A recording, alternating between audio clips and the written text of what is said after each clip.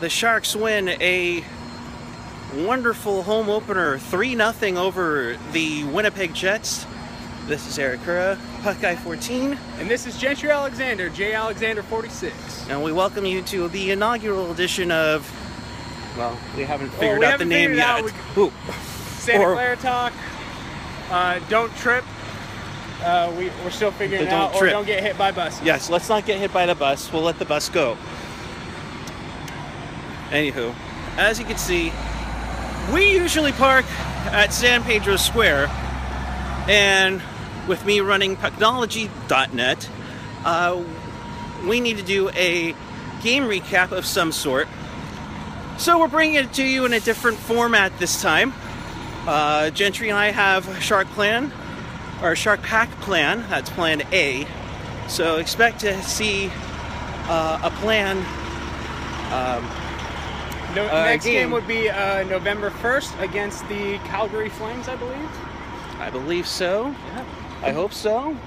If not, don't hold us to it. Yes, we're not accurate on our information at the moment. Right. But we are accurate on the game that we just witnessed. That's right. The Sharks did win 3-0, continuing a 120-minute shutout streak to start the season. That's got to be a franchise record. That has to be.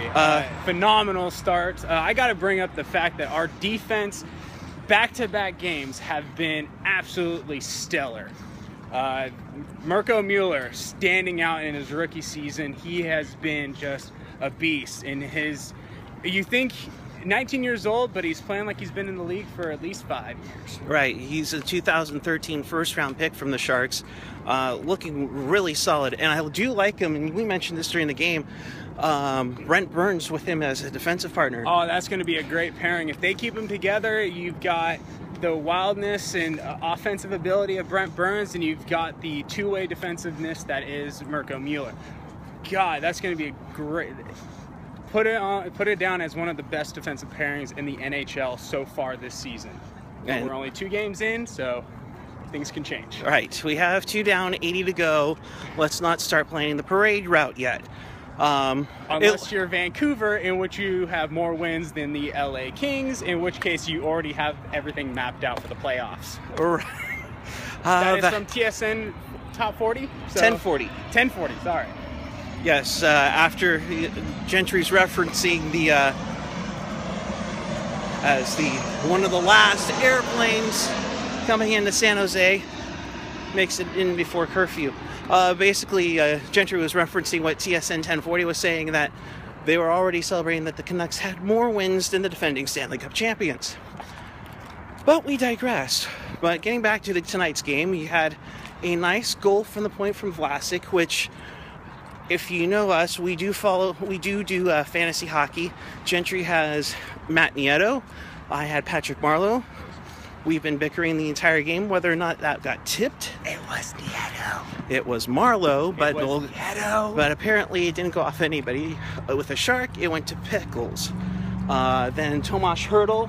Sweet breakaway. Sweet breakaway. And you got to give nice credit to the pass by Joe Thornton there. Yeah. That was really nice. And then just in the time for taco minutes, yes, Patrick Marleau. And I must say, Shark fans, if you're at the game and it's 2 minutes left in the second period, please begin the chant, we want tacos. Yes. Please. Make that a thing. I don't care. Go to your congressman. Write your governor.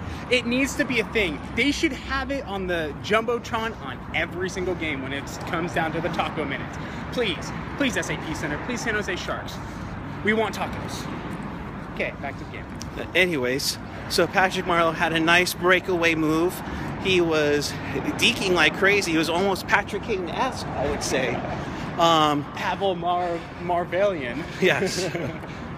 It was 3-0 at the game, but something we noticed, well, actually you did, Gentry, halfway through the game, the Winnipeg Jets had only 9 shots on goal. In the first 2 periods, they had only a record of 12 shots.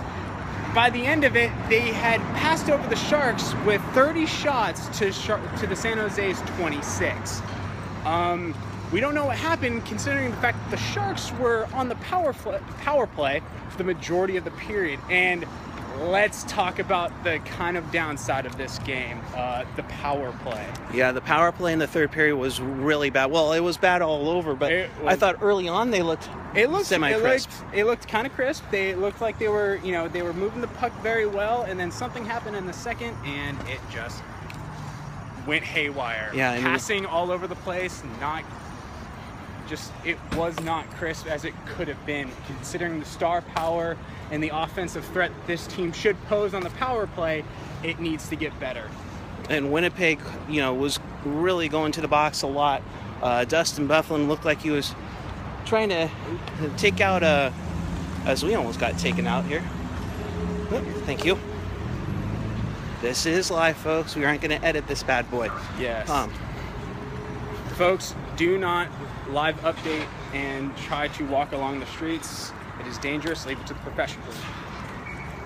Which apparently isn't us. But that's beside the point. Hey, it's like a preseason for us. Yes, this is the first time we've done this. Oh, let's not cross the street here. Don't want to get run over by anybody, but we'll wait after this car to go. But yes, the power play, they need to improve. I mean, I know it's only the first 2 games of the season, but it needs to get better. They need to start, more shots on net and less passing. It's a very passive power play, as it were. Since 1991, it seems like that they've been like that. The Sharks really need to get pucks to the net. If anything, there was a good thing was I did like Tommy Wingels trying to screen the goaltender on a couple of those chances. I just want to point out that Tommy Wingels' line, it was him, it was, who else was on the third line? Because they switched it up halfway through the game, because it was Wingels, Tierney and McGinn. Yeah. Solid third line. I thought they brought a lot of energy. They were in the offensive zone a lot, and even when they're in the defensive zone, they were smart. Absolutely. It was a good, solid, full-on effort. And I think that was one of the questions I was going into this season, was whether or not the Sharks had a good bottom six. Everybody knew how they had a great top six with the talented forwards they have, including, Thornton and Marleau. But the problem was everybody was being critical about bringing in rookies, and they've played up to snuff so far this season, I would say. Oh, they've been solid, and even the fourth line, they've brought energy as well.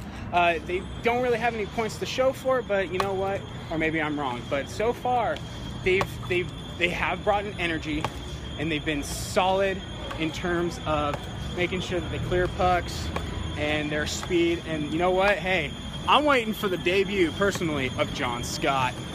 Yeah, he skated in the warm-up this time around. I don't think he did in Los Angeles, but at 6'8", he is a intimidating person, at least. Yes. And I can't say much else about him otherwise. When are you going to let loose the John Scott? Release the John Scott? I don't know. We will see. We're at a stop light. That's why we stopped right here. We're ready to go. We kind of don't want to die. Go. And we're gonna go now. Anywho, but let's talk to the number one star of the game, which has to be Alex Stalock. Oh yeah, Alex Stalock with 30 saves tonight. He got the shutout. That's, again, like we mentioned, 120 minutes to start the season with a shutout. He was making spectacular upon.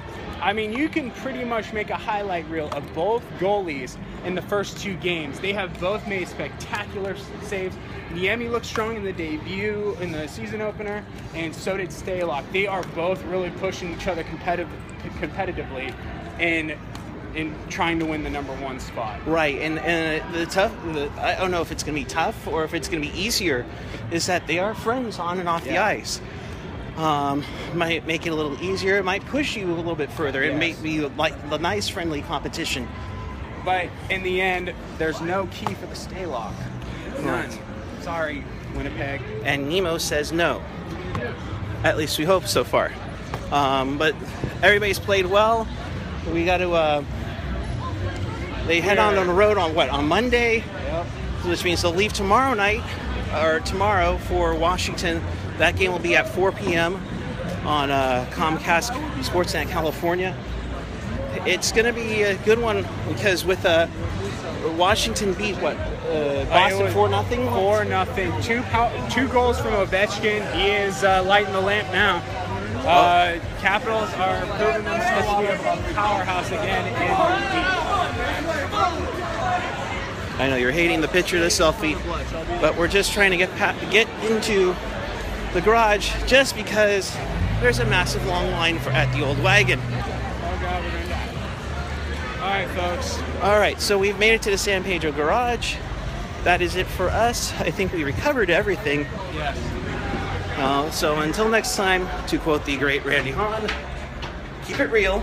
Keep it fresh. Keep it real fresh.